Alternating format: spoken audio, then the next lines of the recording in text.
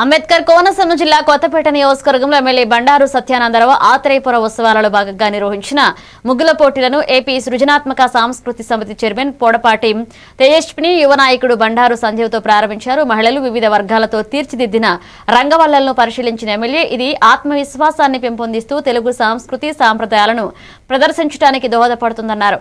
మొత్తం 243 మంది పాల్గొని విజేతలకు 20,000, 10,000, 5,000 బహుమతులు అందజేసినట్లుగా చెప్పారు.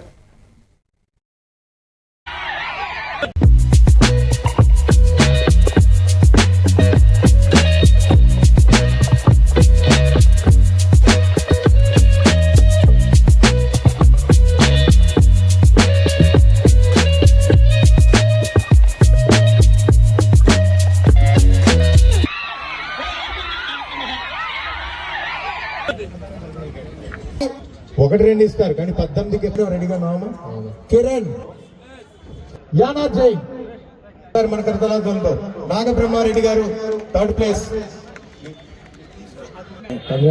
చాలా బాగా ఆర్గనైజ్ చేస్తున్నారు. మళ్ళీ సంవత్సరం మీరు అందరూ వచ్చి బాగా పార్టిసిపేట్ చేయాలి. ఇంకా ఎక్కువ మందికి పాలు పంచుకునేలాగా ప్రయత్నం చేయండి మీరు కూడా.